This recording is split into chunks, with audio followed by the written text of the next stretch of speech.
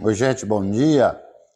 Mais um tempo com a poderosa palavra de Deus. Eu quero compartilhar com você aquilo que nós estudamos aqui na nossa escola hoje, aqui da igreja, nossa escola dominical.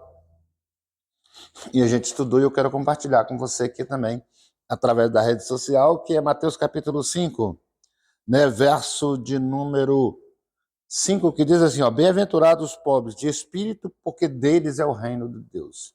Amém? Jesus aqui está dando um ensinamento tratando problema de sentimento. O Sermão da Montanha é Jesus tratando sentimento. Você pode ler o Sermão da Montanha que está em Mateus capítulo 5, é um sermão que Jesus faz com os seus discípulos, né? E ele está tratando justamente sentimento, né? E aqui, querido, ele fala sobre pobre de espírito, né? E o que é um pobre de espírito? Já entendemos que Jesus não está falando de problema financeiro. Isso é uma outra história. Jesus aqui está falando de sentimento, de pessoas que enriquecem o seu espírito ao extremo, de pessoas vaidosas, de pessoas soberbas, que muitas vezes, né, eles enriquecem o seu espírito por consequência da vida. Por quê? Porque foi abençoado financeiramente. Por quê? Porque tem um ministério na casa de Deus, porque recebeu de Deus alguns dons, e isso, né, acaba fazendo com que a pessoa ele fique realmente soberbo. Ele vem enriquecer o teu espírito e ele é um pobre diante de Deus.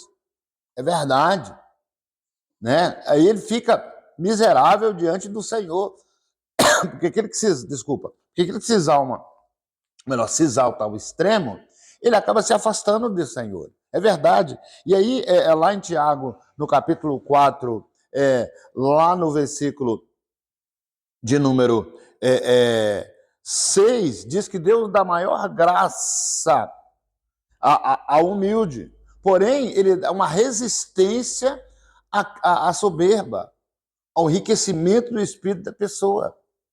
É verdade.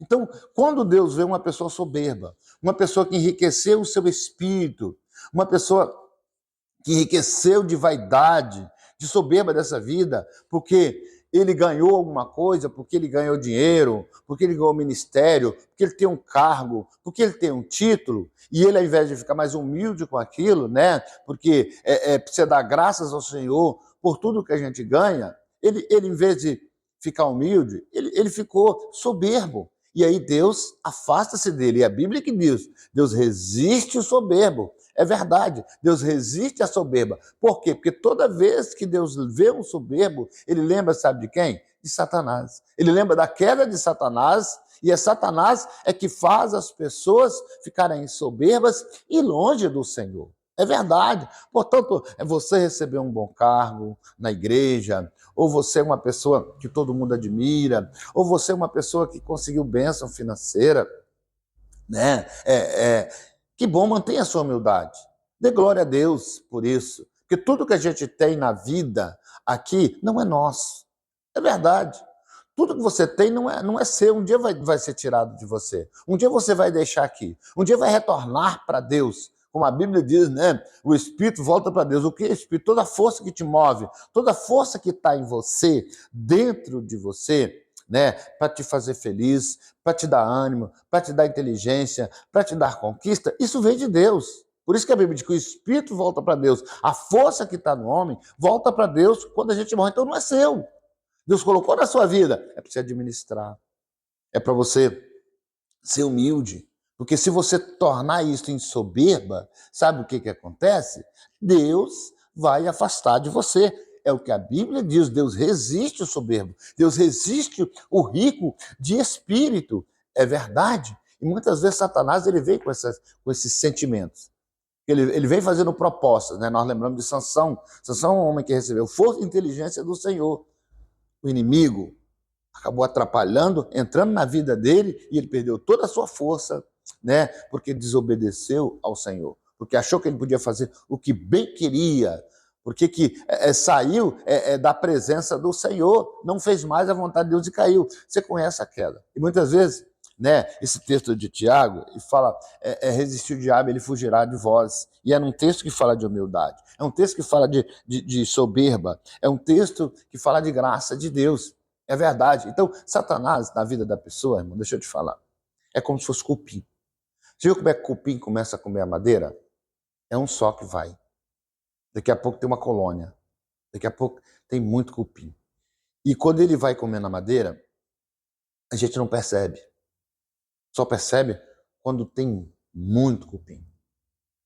Quando a madeira não presta mais para nada. Tinha umas madeiras lá em casa, eu achei interessante. Tava lá, não tinha nada nelas. Daqui a pouco, irmão, uma madeira grossa, quadrada, bonita, irmão. Madeira assim, tinha, eu acho que uns 5 centímetros de cada lado, assim, uma madeira bonita. Quando eu peguei na madeira, irmão, peso de papel, eu falei, não é possível. Não é possível que essa madeira ficou leve assim. Levinha, levinha, sabe por quê? Cupim entrou e comeu tudo e eu não percebi. E ela continuava envernizada por fora, toda bonitinha. Então, muitas vezes, o Satanás ele faz assim. Ele vai entrando aos poucos na vida da pessoa, mexendo com o sentimento das pessoas, levando vaidade, soberba. Daqui a pessoa é como aquela madeira. É bonita por fora, mas por dentro está vazia. E daqui a pouco, aquela madeira eu joguei fora. Você vê mais para nada, não era nem madeira mais. Nem papel, sei lá o que transformou aquilo. Também não era papel. Era uma coisa